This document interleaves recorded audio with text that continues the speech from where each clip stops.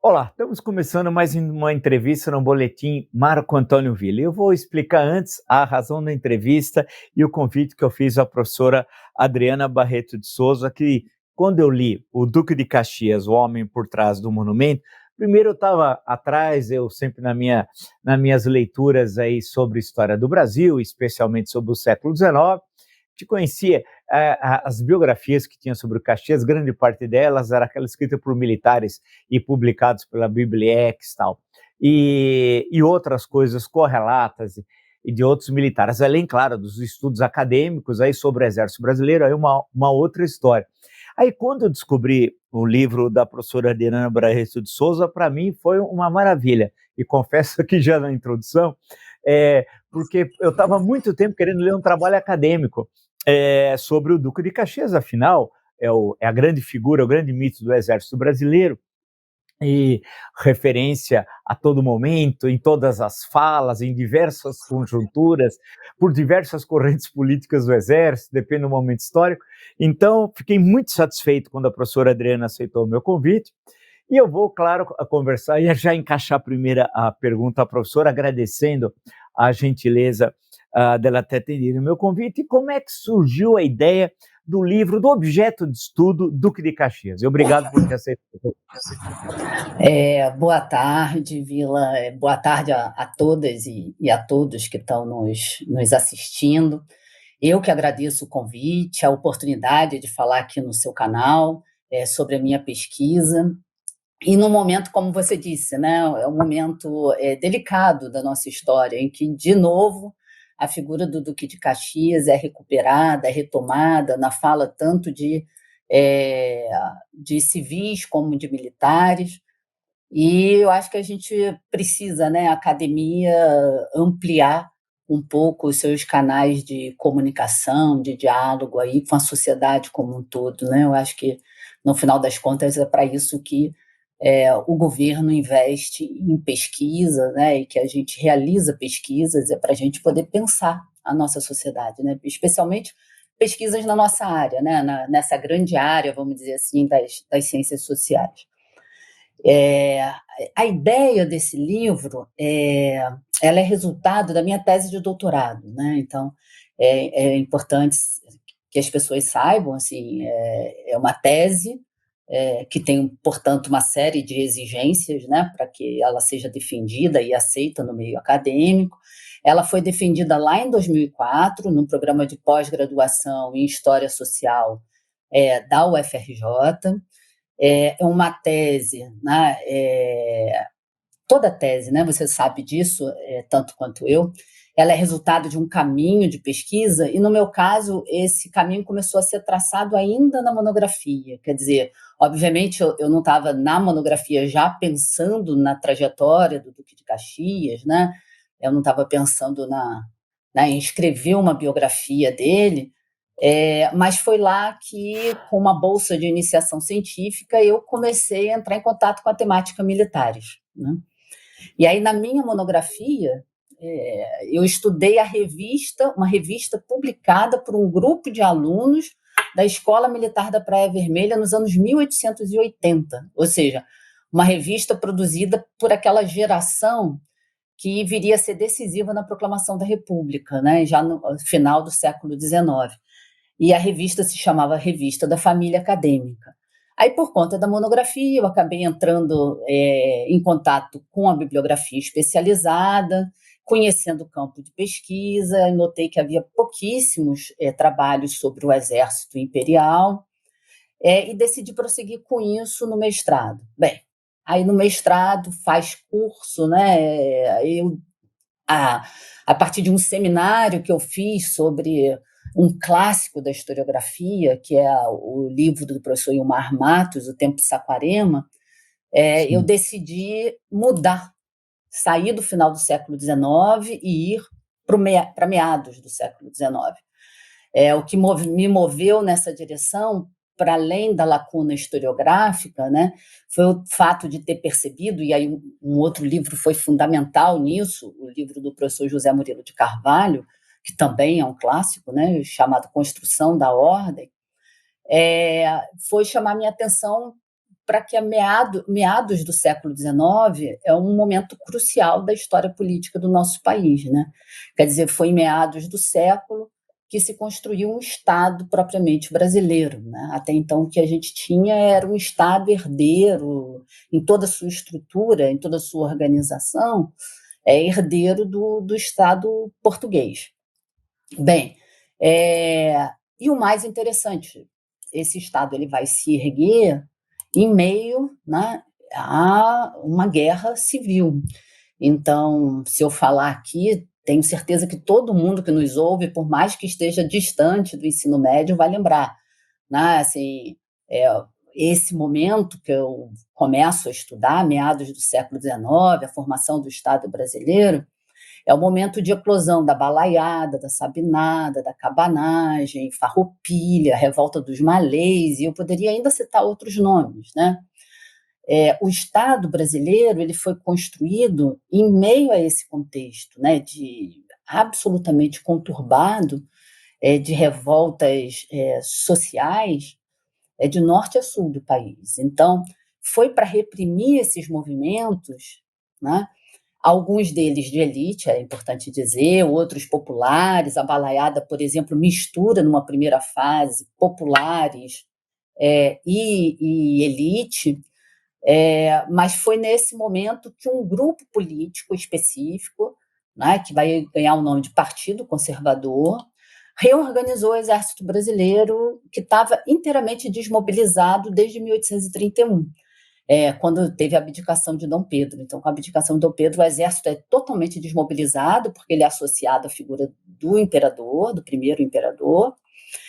Se tem uma grande desconfiança em relação ao exército, tanto a tropa quanto uma desconfiança em relação à alta oficialidade, da sua fidelidade ao imperador, e ele é desmobilizado. Quem vai recuperar, quem vai reestruturar o exército, né, fazer recrutamento e tentar dar uma modernizada no exército, é o Partido Conservador. E esse foi exatamente o meu tema do mestrado, né? Eu estudei a política militar do Partido Conservador nesse período. Então, eu queria ver exatamente quem era esse grupo e como ele reestrutura o exército. E aí, dos generais que participaram dessa política conservadora, 3 ganham um destaque, né? O Manuel Felizardo de Souza e Melo, Pedro de Alcântara Belegarde e, claro, o Duque de Caxias, né? O Luiz Alves de Lima e Silva, que, na verdade, se tornaria, no final da vida, Duque de Caxias. Aí, quando eu defendi a dissertação, um dos integrantes da banca, que foi também quem me introduziu nessa temática militar, eu fui bolsista de iniciação científica dele, o professor Celso Castro, me cumprimentou e falou: bem, agora você precisa fazer a biografia do Caxias, né? Foi assim que veio a ideia. Na verdade, a ideia foi resultado da discussão ali da banca de mestrado. Na época, era final dos anos 90, isso. Foi uma escolha bem difícil para mim. Os historiadores, em geral, viam com muita desconfiança colegas que se dedicassem a escrever biografias. Então, no meio acadêmico, isso não era bem visto. E pior, né? Uma tese que fosse uma biografia. Então, isso realmente foi um momento difícil, e eu confesso, eu levei um tempo até afirmar mesmo que eu estava escrevendo uma biografia do Caxias. Levei bastante tempo para fazer isso. Fiquei ali pensando que eu queria não trabalhar com a memória dele, tanto que a introdução do livro é uma história de como a memória dele é construída, né? Porque eu fiquei flertando um pouco com as disputas políticas em torno da construção da memória do Duque de Caxias. Mas aí isso era uma história do século XX. E eu não queria uma história do século XX, eu queria uma história do Caxias mesmo, né? Ou seja, eu não queria uma história de como esses grupos políticos do século XX recuperam a história do Caxias, né? O interesse deles na figura do Duque de Caxias, que morreu em 1880, né? Ou seja, uma figura totalmente do século XIX. Eu queria ver ele, né? O Duque de Caxias, a sua vida, como é que ele constrói a sua carreira, né? Como é que é a sua atuação nesse momento de construção do Estado brasileiro. E aí eu falei, bem, Adriana, então é isso mesmo, né? Você vai fazer uma biografia, e para fazer isso tive uma bolsa sanduíche, fui para a França, porque essa discussão de biografia e história estava no auge na época, né? Então eu tinha que justificar muito bem e tinha muito receio de que meu trabalho fosse, no final, vamos dizer assim, rechaçado como não sendo um trabalho científico, né? Mas foi essa foi a história, mais ou menos, aí, de como eu construí esse objeto de estudo. O Celso Castro esteve. Eu me aposentei na Universidade Federal de São Carlos, no Departamento de Ciências Sociais. Eu era o único historiador lá, entre cientistas políticos, antropólogos e sociólogos, e aprendi muito com eles, por sinal. E o Celso esteve conosco em uma série de bancas, né? E o trabalho dele, doutorado sobre a Academia Militar de Agulhas Negras, é uma referência. E aqui no nosso canal também temos, acho que 2 entrevistas que nós fizemos com o Celso tal. Então, realmente é uma belíssima referência. Eu anotei aqui a questão, eu acho que foi bom você expor como é que surgiu o tema. E antes de entrar diretamente na figura do Caxias, as dificuldades de pesquisa, né? Porque eu brinco sempre, parodiando Euclides da Cunha, o pesquisador no Brasil é, antes de tudo, um forte, né? Porque precisa ter muita persistência. Nos temas que eu trabalhei, alguns deles sobre o Nordeste, a Bahia ou o Nordeste em geral, era muito difícil alguns locais para chegar, para conseguir ter acesso. Quando a máquina Xerox estava funcionando, não tinha o toner, quando tinha o toner, não tinha o papel, quando tinha os dois, não tinha o funcionário, e era sempre o microfilme velado, era aquela dificuldade. Eu queria saber, antes de entrar na questão do Duque de Caxias, com Luiz Alves de Lima e Silva, aonde você focou seu trabalho? Eu, muitos anos atrás, no início dos anos 90, quando eu fiz meu trabalho sobre Canudos, eu estive, claro, no Ministério do Exército, no Ministério da Guerra, né, no Ministério do Exército, no arquivo, há muito tempo atrás, pesquisando as ordens do dia de 1896, 1897. Você trabalhou com os arquivos aqui fundamentalmente aonde? Pois na verdade, eu vou te dizer, quando eu comecei, eu achei, ainda era inexperiente, né? Assim, só tinha experiência do mestrado. Eu achei que existiria assim, um grande acervo devidamente organizado do Duque de Caxias. Porque é isso, né? Afinal de contas, está falando do patrono do Exército Brasileiro, a gente está falando do único duque da história do Brasil, né? E aí eu falei, é claro que essa memória está preservada, né? Mas isso não é verdade. A memória do Duque de Caxias não está preservada. A casa onde ele nasceu, por exemplo, em Magé, né? Onde hoje é Magé, eu fui lá, nossa, um pouco essa história que você falou, né? Que você, isso, como você conhece muito bem.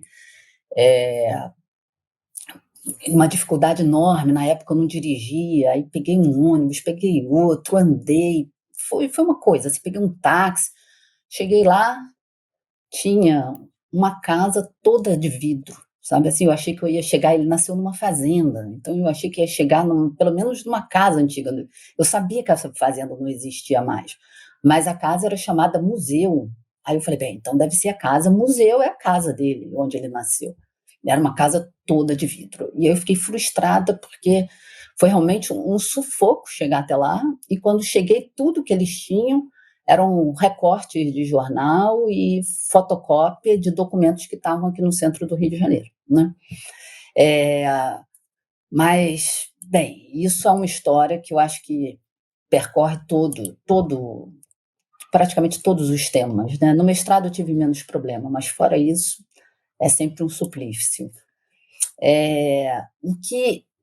Vamos dizer assim, o grosso da pesquisa foi numa coleção do Arquivo Nacional do Rio de Janeiro, intitulada Coleção Caxias, né? Aí você me pergunta, então, Adriana, existe né, um arquivo do Duque de Caxias. E é mais ou menos, na verdade, a história desse arquivo, ela daria uma história, né? É muito curioso, né? Eu fico pensando, toda vez que eu falo sobre isso, eu penso que eu tenho que escrever um artigo sobre essa história. Porque, na verdade, do ponto de vista arquivístico, essa coleção Caxias é uma aberração, né? E que, por ser uma aberração, ela acaba dando muito mais trabalho do que ajuda o historiador. E eu vou dizer por que eu digo que ela é uma aberração. O Arquivo Nacional, ele é o responsável pela guarda de acervos oficiais, de órgãos, né, do Estado brasileiro. Se essa é a sua função, o princípio básico, vamos dizer assim, do Arquivo Nacional, quando o acervo chega no arquivo, ele é doado por uma instituição, a lógica diz não se mexe na organização do acervo, né? Porque a própria lógica, ela nos ensina muito sobre a própria instituição. Então, a ordem é sempre não se mexe, se retira todo o acervo das caixas, vai limpar, você vai cuidar da documentação, mas você não vai mexer na organização dela, né? E aí, qual é a história da coleção Caxias? Ela é organizada durante a ditadura do Estado Novo, ela não existia, ela não é uma coleção de um órgão do Estado brasileiro. Na verdade, durante a ditadura do Estado Novo, ou seja, já no século XX, um intelectual, que é bem conhecido assim, para quem estuda intelectuais do início do século XX, chamado Eugênio Vilhena de Moraes, era sócio de HGB, ele era apaixonadíssimo pela figura do Duque de Caxias e ele engaja a vida dele na recuperação da história do Caxias, né? E é isso, não é um engajamento ingênuo, ele faz parte de um projeto político, como eu disse, vivia-se uma ditadura, e o Vilhena ele foi nomeado em 1938 pelo Vargas diretor do Arquivo Nacional. Então ele permaneceu no cargo por 7 anos, né? Ele ficou até 1945. E nessa posição ele decidiu simplesmente criar a coleção Caxias. E aí o que ele fez? Ele colocou os funcionários percorrendo todos os fundos de presidentes de província, né? Ministério da Guerra, todos os cargos que o Caxias tinha ocupado, os funcionários vão lá e ficam tirando dos fundos todos os documentos que tinham a assinatura do Caxias. E aí ele constrói a coleção e descaracteriza integralmente os fundos originais. Então, isso acabou me dando um trabalho enorme, porque eu tinha que ler toda a documentação da coleção Caxias, né, atenta para ver se eu sentia falta de alguma coisa, e depois eu tinha que ir aos fundos originais. Então, né, não sei se fica claro para quem não é do ramo, mas é isso, você tem lá, o presidente de província era o governador da época, né? Então, toda a correspondência do governador, do presidente de província, estava lá no fundo, né? Tal como chegou no Arquivo Nacional, menos os ofícios que tinham sido assinados pelo Caxias quando ele era presidente de província, quando ele foi governador. Então, eu tinha que verificar se tudo tinha sido coletado, se alguma coisa ficou lá, e eu também tinha que tentar entender a lógica da comunicação, né? Então, tinha o que foi assinado pelo Caxias, mas não tinha os documentos que tinham sido enviados para ele. Então, foi uma loucura, assim, eu fiquei muito tempo na coleção Caxias tentando mapear esses problemas, né? Mas esse foi um problema estrutural básico, né? Devo dizer que, para entender esse nó do acervo, inclusive, foi fundamental a ajuda dos funcionários do Arquivo Nacional, que, quando me viram lá e eu dizendo que estava interessada na trajetória do Duque de Caxias, sentaram comigo e me contaram essa história, né? Falaram, olha, você vai ter um problema aí, isso é uma coisa grave. Eles usaram essa expressão, para mim, uma aberração, me explicaram que em arquivística não se fazia isso, e me alertaram para os cuidados que eu tinha que ter para não deixar de ver alguma coisa importante, né? Outro problema sério, e foi um acervo muito importante para a minha pesquisa, foi o acervo do arquivo da Polícia Militar, também aqui no Rio de Janeiro, né? Assim, quando eu pensei assim, vou fazer uma biografia do Caxias, eu fiquei pensando, como eu vou fazer essa pesquisa? Né? É a primeira pergunta que um pesquisador faz. Como é que eu vou fazer? Ele nasceu em 1803, viveu até 1880, 77 anos, e eu começo por onde? E aí eu resolvi começar, até porque eu estava com aquela dúvida que eu te falei agora, né, de se eu trabalhava a memória dele ou se eu fazia mesmo uma biografia dele. Eu comecei a ler tudo que tinha sido escrito sobre ele, todas as biografias que tinham sido publicadas, grandes, pequenas, pequenas libretos comemorativos, em datas comemorativas, e eu resolvi que eu ia construir a minha tese explorando as ausências dessas biografias tradicionais, né? Então, por exemplo, essas biografias, elas nunca falavam dos anos de formação do Caxias. Então, o período lá da infância e da juventude dele. Já começava assim, você tinha num livro de 300 páginas, que é o clássico que tem do padre Pinto de Campos, publicada com autorização do Caxias, no final do século XIX, tinha lá, sei lá, 10 páginas sobre a infância e a juventude dele e já entrava na balaiada. Que é em 39, ele já está com 36 anos. Né? E aí eu falei, bem, o que aconteceu até esse momento? Eu quero ver isso. Outra coisa que as biografias afirmavam muito é que ele era um general apolítico, que ele era avesso, completamente avesso à política. O que, né, não precisa de muita atenção, né, você sendo um historiador que lida com a história do século XIX, para saber que é impossível isso. Ele ocupou diversos cargos políticos. Né? Então eu falei, bem, eu vou me centrar aí. E aí resolvi ir atrás da história da família dele e tal. Fui a Portugal atrás de documentação, porque a família dele veio de lá, para saber como eles chegaram no Rio de Janeiro. Mas um silêncio que eu brinco e digo que era gritante nessas biografias era realmente sobre 7 anos da vida dele. Né? 7 anos em que ele esteve à frente do comando da Guarda de Municipais Permanentes. É o primeiro cargo, é o primeiro comando que ele assume na vida. E essa Guarda de Municipais Permanentes equivale ao que hoje seria a Polícia Militar. Né? E aí eu falei, bem, ninguém fala, ninguém comenta. Eu custei a saber que ele ocupou esse cargo, né? Porque nenhuma biografia falava.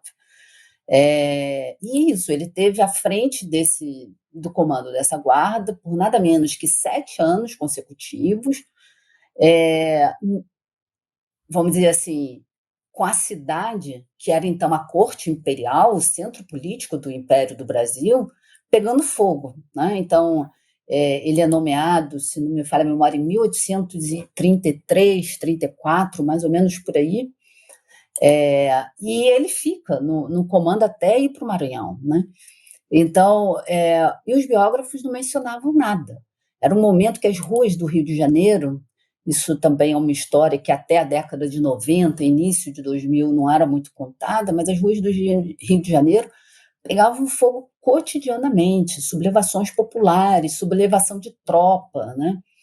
E uma cidade que era centro da escravidão, né? Atlântica, o porto que mais recebia escravizados. E ele é o comando do que seria hoje a Polícia Militar. Então, é um fato que, quando eu soube, me impressionou muito. E aí, quem me ajudou a perceber, inclusive, também tem que dar os créditos aí, porque foi uma figura muito importante nesse momento, que me fez perceber que esse silêncio não era gratuito, né?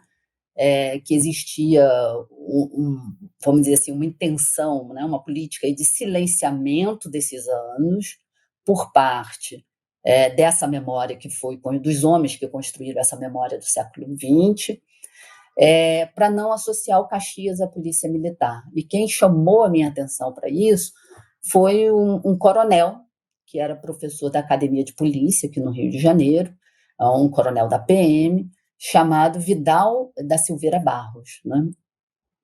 A gente, na época, eu estava tentando acessar o arquivo da Polícia Militar, não conseguia, né? Eles não me deixaram nem entrar no prédio, eles falaram, olha, tem que escrever uma carta para o comandante justificando o seu interesse e aguardar a resposta, né?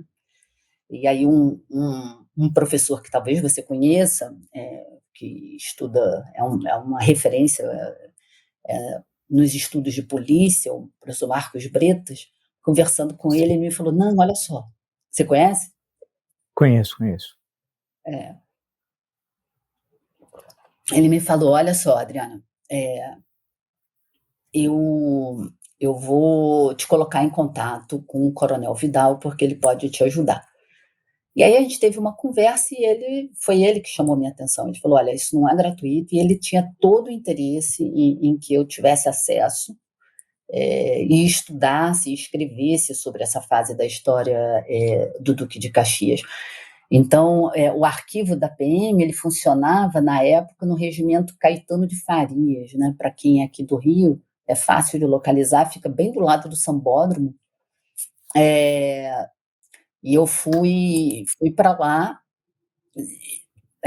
a carta perdeu o sentido. Ele foi comigo e ele me colocou lá dentro para pesquisar, e a partir de então eu pude ficar o tempo que eu precisei, né, no arquivo da Polícia Militar. Deixa eu só te perguntar, só fazer um parênteses, Adriana, desculpe. Claro. Que eu acho que isso que você está falando é interessantíssimo, eu até anotei aqui para pensar. Você faz questão, você falou até de Portugal, de contar a história da família. Você vai ao avô, né? Vai ao pai, e depois chega finalmente ao Luiz Alves de Lima e Silva, né? O primeiro barão, etc., até chegar a Duque. Bem, porque, quer dizer, eu achei legal foi a construção da relação da família, depois até o casamento, né, do Caxias, como é que foi e tal. Por que essa razão de retroagir ao avô e ao pai? Para inserir o futuro Duque de Caxias na política da corte, as suas inserções, a questão da ascensão social e militar, como o pai tem um papel fundamental no 7 de abril, né, de 1831, especialmente. Por que, então, você fez essa questão de fazer essa genealogia para mostrar que o Duque, vamos sempre tratá-lo de Duque, né? Claro, com a questão mesmo que você levantou, o Duque é o único e já no final da vida, mas para inserir o Duque na política, para mostrar que ele não é esse homem apolítico, e toda hora, inclusive agora, recentemente, nos últimos anos, política, coisa alguma, ele chefiou o gabinete de ministro, foi ministro, etc., né? Qual a razão de você ter retroagido? Pois é o que te falei, assim, eu construí a estrutura da tese, quando eu pensei por onde começar, eu construía dialogando com as biografias. E as biografias têm uma narrativa, não sei, você disse que leu algumas coisas, né? Não sei se você lembra, mas na verdade, a construção de um mito. E na construção desse mito, eles insistem, primeiro, que o Duque de Caxias nasceu soldado, né? Então, por exemplo, ele recebeu o título de cadete com 5 anos, olha só, né? Predestinado para a carreira militar.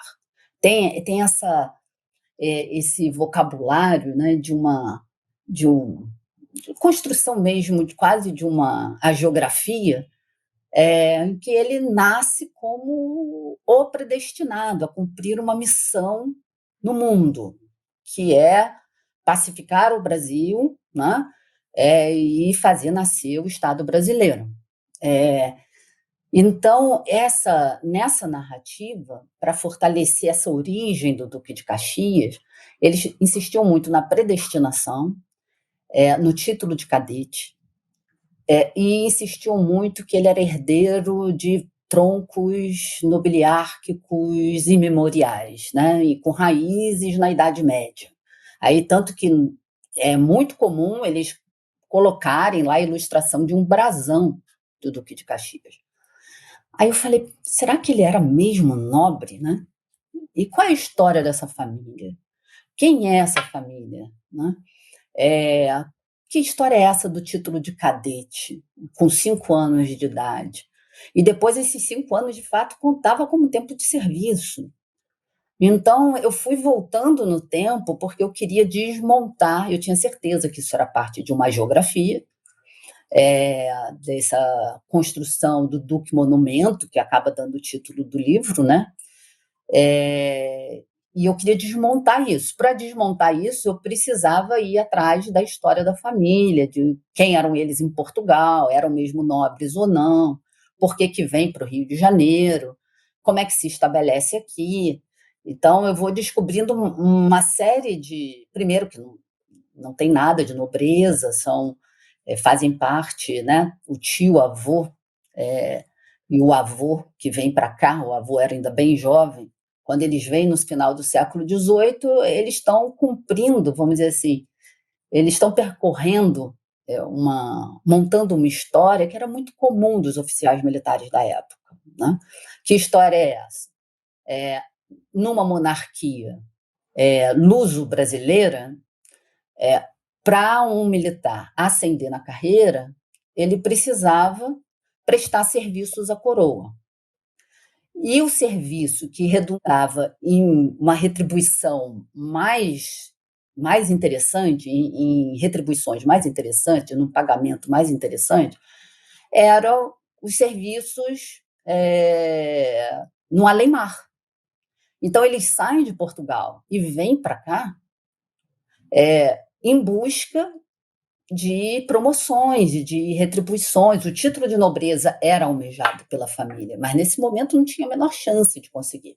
Mas é uma meta, né? Tanto que depois, assim, o pai do Caxias, ele fica profundamente magoado com Dom Pedro I, porque ele foi para a Confederação do Equador, né? E aí eu já estou falando do pai, já é uma outra geração, e tudo que ele queria, quando ele saiu do Rio de Janeiro e foi reprimir a Confederação do Equador em 24, ele queria voltar de lá com o título de barão. A família não tinha título de nobreza, coisa nenhuma. Né? E aí eu fui descobrindo isso, mas eu adorei fazer. Eu digo, ali eu acho que eu disse para mim mesmo, você é historiadora, você gosta disso, gosta de arquivo, essa brincadeira um pouco de detetive, né? Ir para Portugal, ficar lá e achar a família, aí depois vir para voltar para o Brasil e ficar tentando ver quais eram os vínculos deles aqui no Rio de Janeiro. Mas é isso, eu queria ver a formação. Aí, com isso, discutir como é que se formava um oficial militar no Brasil da primeira metade do século XIX. Então, por exemplo, título de cadete é uma... perguntar uma coisa. Deixa eu outra, desculpe. E aí você, nesse processo, é muito interessante ao leitor, das relações familiares da família Alves do Duque de Caxias, a questão do Joaquim Silvério dos Reis, né? Que em certo momento você mostra, porque para uma parte das pessoas, acho que, vamos dizer, alguém que tem alguma noção, que já ouviu falar em conjuração mineira, tal, em conferência mineira, ou na escola, ou alguma vez num programa de televisão, não sei, porque afinal a história do Brasil não é muito cultuada, se trabalha muito mal frente ao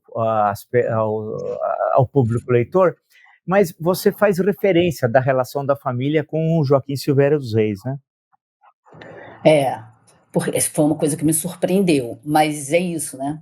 Me surpreendeu como uma jovem pesquisadora, porque quando eu pesquisava também para tentar achar a família, eu pesquisei Sim. muito também no Instituto Histórico e Geográfico Brasileiro, aqui no Rio de Janeiro. Sim.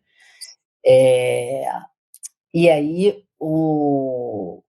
lá conversando com os pesquisadores mais velhos, né, muito eruditos, eles falavam, não, tem esse vínculo sim, você vai atrás que você vai achar, né? Então, tem isso, tem uma coisa de buscar a documentação e tem uma coisa de mergulhar mesmo nessas redes de pesquisadores e historiadores que vão dando pistas, que vão mostrando interesses, né? Figuras como a do Caxias, nossa, depois que a tese foi publicada, várias pessoas entraram em contato porque eram descendentes e porque do primo dele queria saber se eu tinha. Então, você entra num universo também, que eu brinco um pouco, que é da boa sociedade do Rio de Janeiro, né? Assim, das famílias, porque é isso. O Caxias, né? O pai dele, a família paterna dele, é desses militares portugueses do Exército que se instalam no Rio de Janeiro, mas o pai dele vai casar com uma moça de uma família já estabelecida no Rio de Janeiro há muito tempo, né?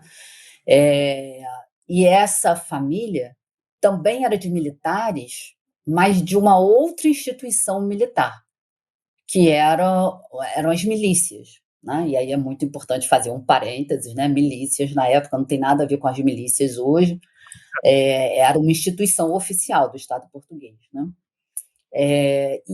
E que, na verdade, era um serviço voluntário que a população local fazia, organizava. E o avô materno do Caxias era comandante de milícias aqui no Rio de Janeiro. Então, com enraizamento, né? Então, tem essa história de que aí o casamento, né, da cunhada do pai do Caxias vai se dar com Joaquim Silvério dos Reis, e todo o movimento é sempre prestar serviços. Essa é a lógica de antigo regime que está em vigor até meados do século XIX. Como é que você ascende na vida? Né? Prestando serviços à coroa, mostrando, provando a sua fidelidade à coroa. Pode ser na carreira militar, através das guerras, ou pode ser por outros meios. O Joaquim Silvério dos Reis resolveu chamar a atenção para a sua fidelidade, denunciando a conjuração, né? E aí você tem todo um problema, porque depois a família passa a ser perseguida e tem que se mudar do centro do Rio de Janeiro.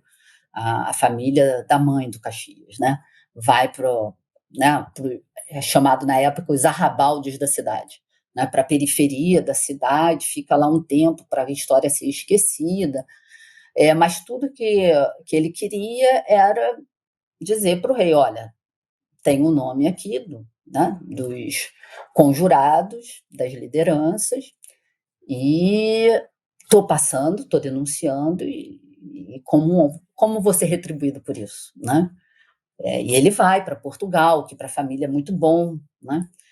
Tem um intelectual que eu gosto muito, que é um clássico, né, da sociologia, mas também para nós historiadores, que é o Norbert Elias, que ele tem uma imagem, ele é dono das imagens mais simples para explicar coisas complexas, né?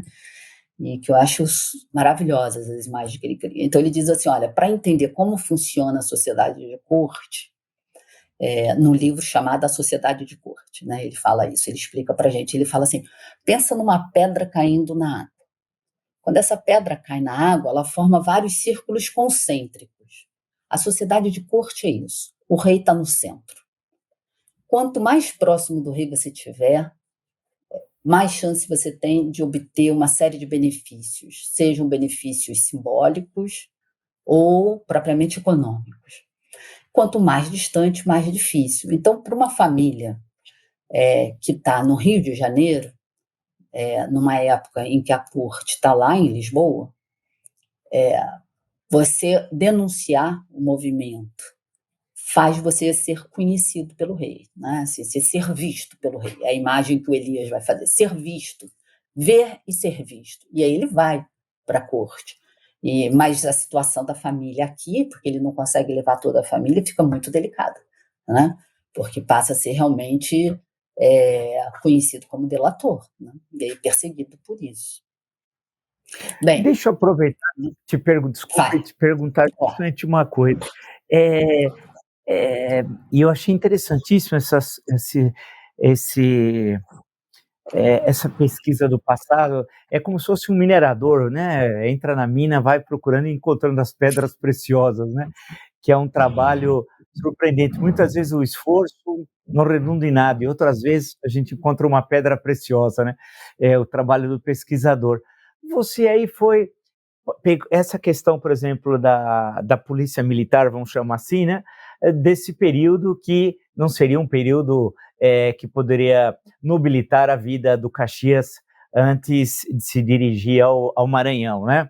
Ah, e aí depois uma série de rebeliões que ocorre, a participação do Caxias como homem da unidade nacional, né, do Estado, da corte, para manter a unidade nacional. E aí, eu lendo o livro, aí você vai fazendo um levantamento realmente muito interessante, e eu até anotei aqui, o leitor sempre exige mais do autor, sabe? Quando o livro está bom, né? Quando não está bom, aí é outra história.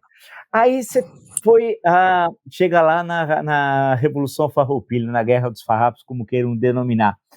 E o livro interrompe, salvo engano, né, em 1846, né, no retorno do Duque de Caxias, que não era Duque, tudo bem, toda hora a gente lembra disso, mas ao Rio de Janeiro. Aí eu pergunto para você, eu até anotei aqui, eu queria a continuação, o volume 2, sabe? É fácil para mim falar isso para a autora, né? Eu queria o volume 2. Eu falei, agora vamos ver tal. Aí fiquei indignado, brincando, claro. Eu falei, pô, mas e agora voltou para o Rio? Agora quero ver o porquê você justamente para nesse momento em 1846. Vila, o motivo é super prosaico, assim. Meu tempo de doutorado acabou, entendeu? Você sabe, assim, a gente tem 4 anos, quer dizer, a minha geração ainda foi melhor, eu tive 5 anos para fazer o doutorado, mas o Duque de Caxias viveu muito, né? Foram 77 Sim, anos de uma vida muito intensa, política e militarmente. Além disso, ele circulava por todo o território. Então, por exemplo, quando ele começa a circular, que ele sai do Rio de Janeiro e vai para o Maranhão, eu fiquei na dúvida, eu falei, eu vou no Maranhão procurar documentos sobre ele, mas não ia ter tempo para eu ir no Maranhão, depois ele vai para São Paulo, aí eu vou para São Paulo, ele vai para Minas, eu vou para Minas, aí ele vai para o Rio Grande do Sul, não vai dar. Aí eu falei, bem, eu vou continuar com a pesquisa aqui do Rio de Janeiro, e fui tendo que fazer um movimento, não só para evitar problemas, né, falhas na pesquisa, de ler muitas teses sobre esses movimentos. Cada um deles tem uma historiografia enorme. Então, você vai na sim. Balaiada, tem uma historiografia particular. Você vai na revolta, as chamadas revoluções de São Paulo e Minas, de 1842, tem uma outra historiografia enorme.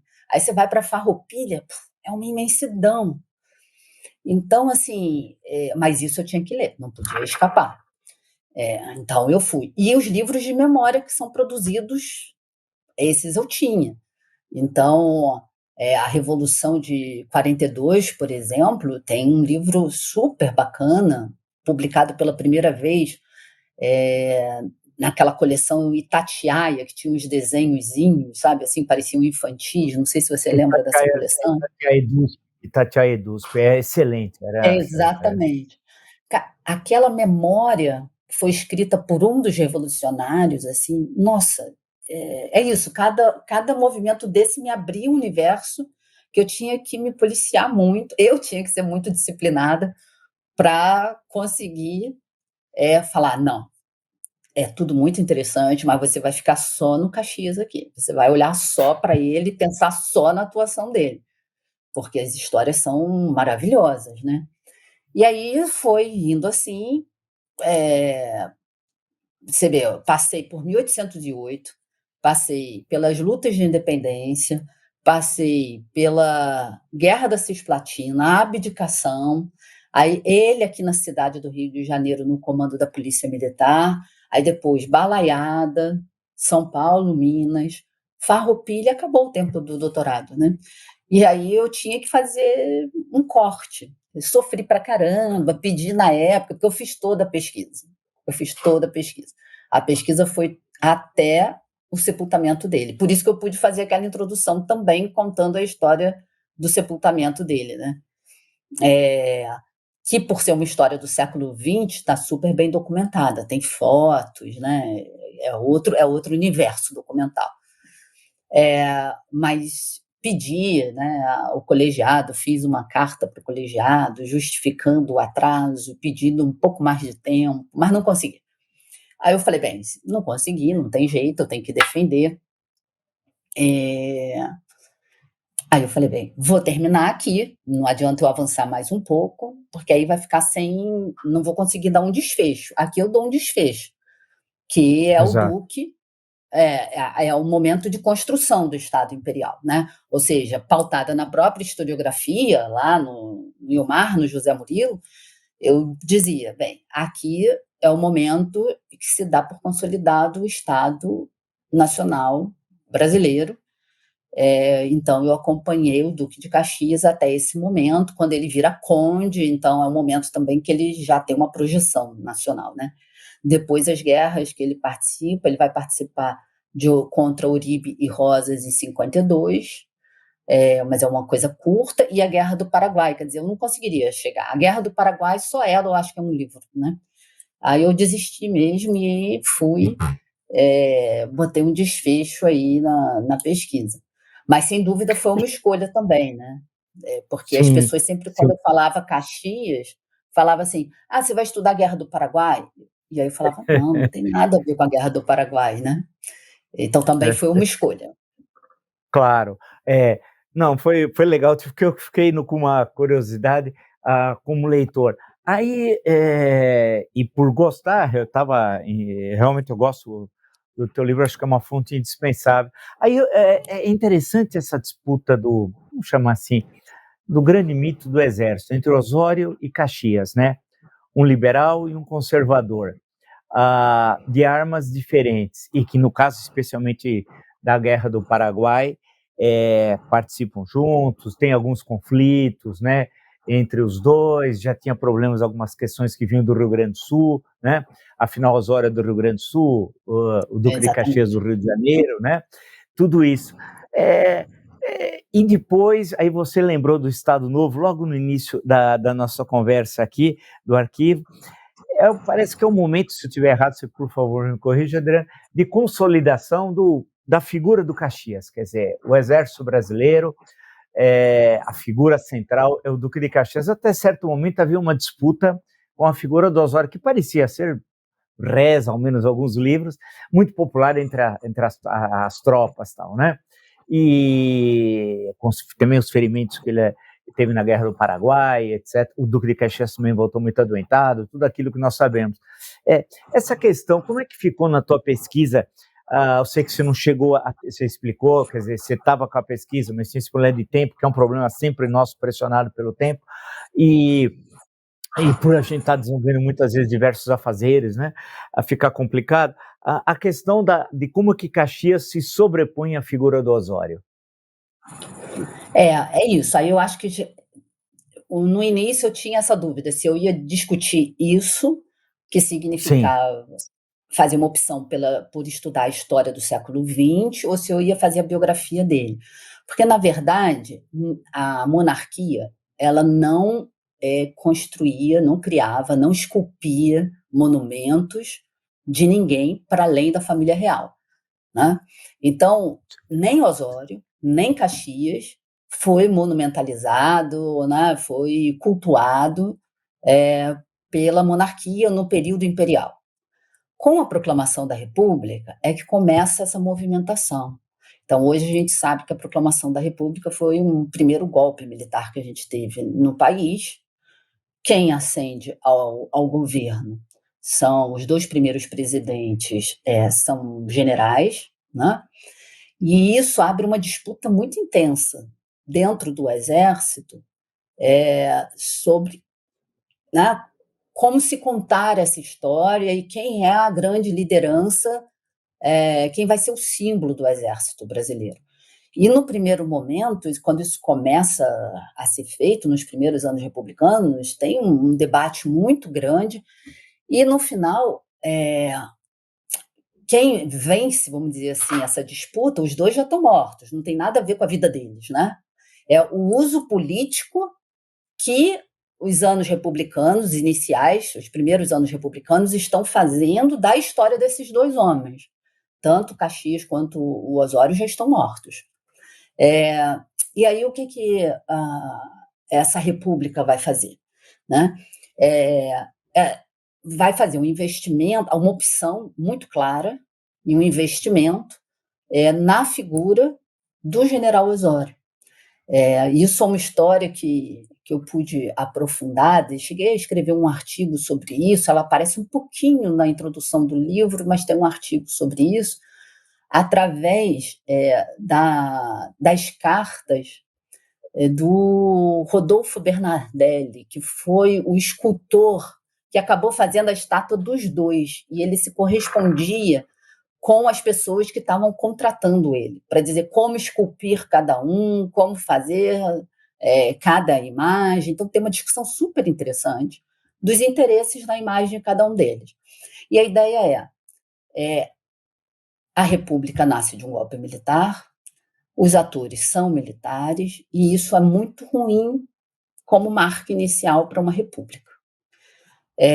Então, como você resolve isso, né? A ausência, que era o discurso dessa elite, hoje a gente tem trabalhos que mostram que não foi exatamente assim, né? Vários trabalhos, diga-se de passagem, que teve participação popular também, mas teve um golpe no final, e quem deu foram jovens oficiais militares. E é isso como uma mácula para o início da história republicana. Então, como é que você resolve isso? Equaciona isso do ponto de vista simbólico. Você equaciona isso transformando um militar em cidadão, né? Então, a ideia do soldado cidadão, né? Então, assim, não, mas o militar também é cidadão, logo ele tem direito de participar e fundar a república. E aí, qual Sim. seria a imagem, qual seria o general que se aproximaria mais dessa imagem? O general Osório. Porque a ideia de que ele era mais informal, de que ele tinha um apelo popular maior, né? Era esse homem dos pampas, esse homem que por muitas vezes fez a campanha sem nem mesmo portar o uniforme, e de que o Caxias era o homem da corte. Mas aí tem um fundo aí que talvez tenha alguns elementos verídicos, mas tem toda uma montagem, porque no final das contas, e para você ter uma ideia de como essa história foi inventada, né, criada simbolicamente, o Caxias é o Duque de Caxias, e a gente conhece ele assim até hoje. O Osório também foi nobre da monarquia, fez parte da nobiliarquia brasileira. Ele é o Marquês de Herval. Isso foi esquecido, foi apagado da história dele. Bem lembrado, Ele vai bem ser, lembrado. é, ele vai ser lembrado como General Osório, porque isso ajuda a aproximar ele do povo, né? E toda a Exato. comemoração do monumento é feita assim com grande festa popular, né? As fotos são maravilhosas, assim, enquanto o Caxias vai ficando lá esquecido.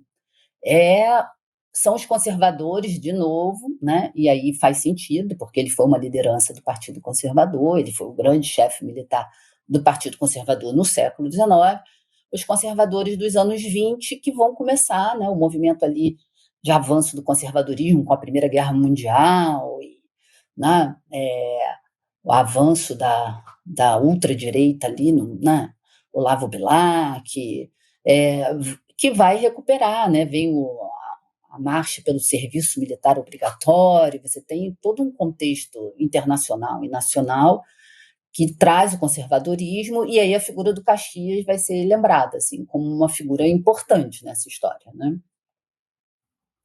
Eu não sei se Então, respondo. não, claro, claro, claro. Eu tô pensando aqui, quer dizer, nesse sentido, Adriana, não é exagerado dizer que Caxias foi 2 pontos. Vamos pensar assim, o elemento militar fundamental da manutenção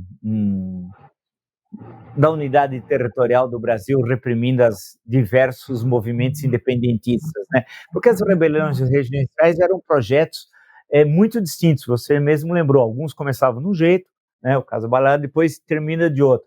Mas haviam vários projetos de Brasil, né? Como você lembrou da Confederação do Equador lá de 24, a última rebelião, a Revolução Praieira de final de 48, início de 49, já como ecos até de Paris, né, da Revolução de 48. Então, ele é o homem da ordem, né? Caxias é o homem da ordem imperial. E ele eu não gosto de usar a palavra resgate, ele é recuperado nesse momento da Primeira Guerra, do serviço militar obrigatório, da Liga Nacionalista, aquela história toda. E especialmente, será que o Estado Novo, e aí é a centralização absoluta, e a repressão, e a propaganda, é naquele momento, então, que se consolida a figura, então, do Duque de Caxias como símbolo da unidade nacional, símbolo do Exército, e o Exército como elemento soldador que molda a unidade territorial brasileira, grosso modo, eu estou falando, claro, seria mais ou menos esse caminho? É exatamente isso, né? Para mim, o que eu defendo sempre é que o Exército Brasileiro, como corporação, né, com Sim. unidade, porque se a gente, né, se você lembrar lá da história dos primeiros anos republicanos, até 30, até 37, né, até a ditadura do Estado Novo, a inserção, os militares estavam completamente envolvidos na política, mas era um envolvimento muito, né, aleatório e heterogêneo. Você tinha movimentos de alunos da academia militar na revolta da vacina, por exemplo, na própria proclamação da República, depois na revolta da vacina. Tem revolta de sargentos, tem revoltas de generais, você tem revoltas de vários grupos. Então, tem aquela frase clássica do Góes Monteiro, né, em 37, que ele vai dizer: a gente precisa fazer a política do Exército e não a política no Exército, que é exatamente isso, né? Assim, a gente precisa fazer o Exército atuar como instituição, né, unificada, como um corpo. E aí começa uma política, de fato, para construir essa homogeneidade, né? Então, por exemplo, no início da Primeira República, a Escola Militar da Praia Vermelha foi fechada, aí fica 11 anos, acho que foram isso, 11 anos sem funcionar no Rio de Janeiro.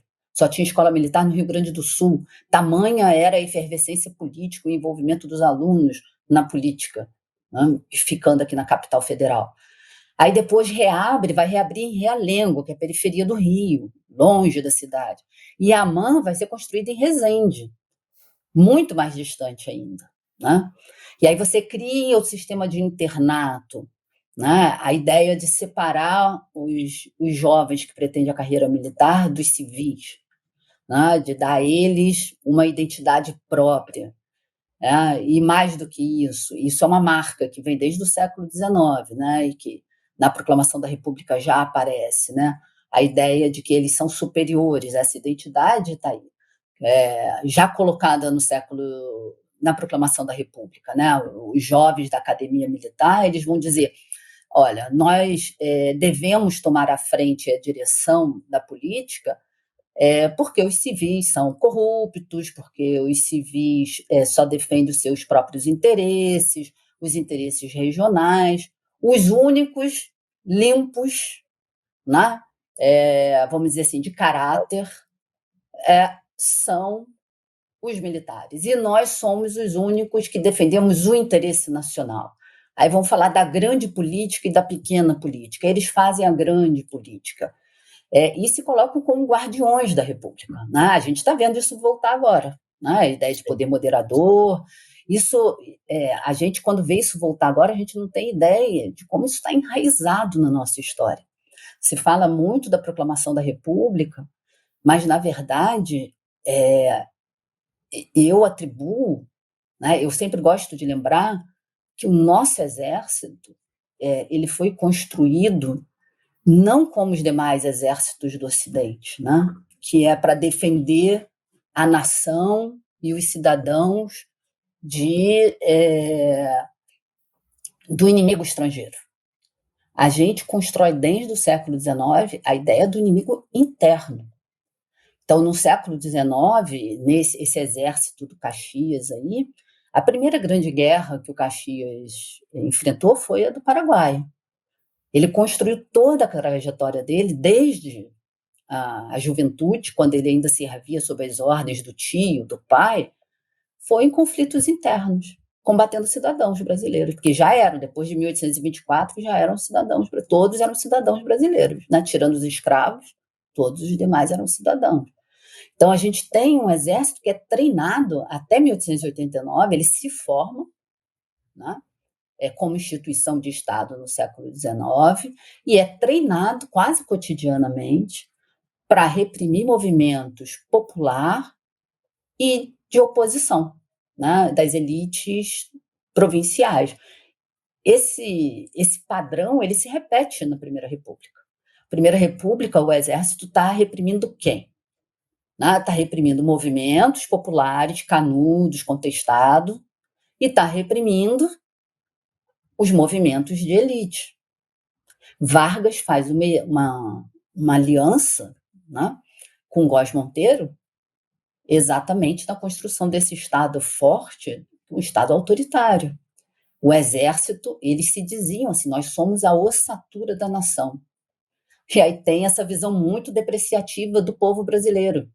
Então, assim, que também vem lá do século XIX, né? O povo brasileiro é, na sua maioria, mestiço. Então, tem essa mácula, né, africana em nós. E aí é um povo que é preguiçoso, que não é dado ao trabalho, que não tem um caráter firme, diferente da população europeia. E, por isso, precisa de uma instituição que funcione. Essa expressão também é de uma revista da primeira metade do século XX, desculpe, a revista bem conhecida, chamada Defesa Nacional. Tem lá o grupo que redigia essa revista, chamado Jovens Turcos, né? Conhecidos como Jovens Turcos. Eles vão dizer, o exército é a fibra social desse corpo amorfo que é a nação brasileira. Então, assim, não é gratuito que hoje a gente tenha todos os problemas que a gente tem com o exército ainda, né? Porque eles se veem dessa maneira. Ainda hoje, e isso que a gente aí, bem, eu não vou nem dizer eu, porque eu não sou cientista política, socióloga, né? Eu acompanho como cidadão os eventos políticos, mas circulo muito no grupo que você conhece bem, que dá o UFSCar, o professor João Roberto, o professor Piero Lerner, que Isso. estudam, né? A professora Adriana Marques, já aqui na UFRJ, que estudam conjunturas atuais, os militares atualmente, eles próprios ficaram, mesmo acompanhando e sendo especialistas no tema, surpresos com o que aconteceu no país depois de 2016, né? Ninguém esperava isso. E aí o que a gente viu estarrecido é que, vamos dizer assim, essa ideia do exército como salvador do Brasil, como aquele que mantém essa nação de pé, e como um grupo que é superior à sociedade civil e, portanto, deve conduzi-la e conduzir a política, está aí diante de nós, né? Mas é isso, né? Não pode esquecer que o Duque de Caxias fez a carreira assim. E aí, quando hoje, por exemplo, se fala muito, eu já pensei até em escrever, mas para nós historiadores não é tão simples, né? Pensei em escrever um artigo mais para grande público sobre essa história do Exército de Caxias. Não, porque a gente tem que ter o Exército. O Exército de Caxias é um exército que foi construído reprimindo duramente movimentos populares, reprimindo duramente oposição liberal. Um exército que sustentou a monarquia e sustentou a escravidão no Brasil, né? Que defendia um momento que a escravidão já era contestada de todos os lados, né? A gente sabe, o Brasil foi um dos últimos países a abolir a escravidão. E o exército brasileiro ajudava a manter isso. Não é à toa que ele se sente fibra, né? Essa estrutura, ossatura, é o termo que eles usam é exatamente isso. Estava me escapando, eu estava botando sinônimos. a ossatura da nação, né? O termo lá do início do século XX. Então, eu acho que né, se a gente pensar assim, eu mesmo, acho que eu nunca pensei que a história do século XIX pudesse ajudar tanto a gente a pensar a história contemporânea, sabe? Eu nunca me senti tão provocada a pensar, a escrever sobre o país. Mas olha, Adriana, foi, poxa, ótima a nossa conversa. Eu até brinquei, falei que eu quero o volume 2 tal, e porque Talvez um dia eu escreva. porque eu fiquei realmente, pô, eu conhecia ali o Francisco Doratiotto, claro, Maldita Guerra, sobre a Guerra do Paraguai, ele tem um trabalho sobre o General Osório na coleção Perfis Brasileiros, né, e depois de outras histórias do Exército que eu tenho aqui, de pesquisadores estrangeiros e brasilianistas, e justamente essa enorme lacuna sobre o Duque de Caxias, e o teu trabalho realmente é muito legal, muito bacana. Só lembrar quem nos acompanha no canal, é Duque de Caxias, O Homem por Trás do Monumento, publicado pela Associação Brasileira, e eu queria agradecer a gentileza de você ter atendido o meu convite, desse papo, dessa conversa, que foi muito legal, acho que para estimular justamente que o canal tem esse papel, a refletir sobre o Brasil, né? Sair do senso comum, né? Que é um problema grave nosso, e buscar as questões mais estruturais, mais profundas, para tentar entender o Brasil contemporâneo. Né? Eu acho que esse é o papel. Quando você falou até do como que o século XIX pode lançar luz sobre o século XXI, é perfeito, né? E toda essa construção que você apresentou da figura do soldado cidadão, ali da Praia Vermelha, os políticos civis eram os casacas, eles desprezavam, né? Exatamente. A gente via isso lendo. Eu lembro que eu li os textos e só uma curiosidade, a ordem do dia do general Arthur Oscar no dia 14 de julho de 1897, durante a Guerra de Canudos, no dia 14 de julho, vamos destruir a nossa Bastilha. Pô, mas Canudos não era Bastilha, né? Ele fala em Exatamente. então, e esse era o papel, portanto, do Exército. Então, poxa, foi muito legal, muito bacana a conversa. Eu acho que quem está acompanhando nosso canal certamente gostou. E eu queria agradecer, então, a tua gentileza e numa próxima oportunidade e outras questões que a gente possa trocar ideias sobre a questão de nós historiadores, que é uma entrada diferente, como você lembrou, antropólogos, cientistas políticos, sociólogos, que tem muitos bons trabalhos, que tem um outro tipo de olhar, né, diferente do nosso, que como historiador nós somos tiranizados, no bom sentido, pelos arquivos, né, nós precisamos ir aos arquivos, né, Exatamente. e todas as dificuldades que tem o pesquisador. Puxa vida, muito obrigado mesmo. Nada. Quem agradece sou eu, foi um prazer participar desse bate-papo aqui, né, sobre a nossa história. Valeu, Adriana. Até mais.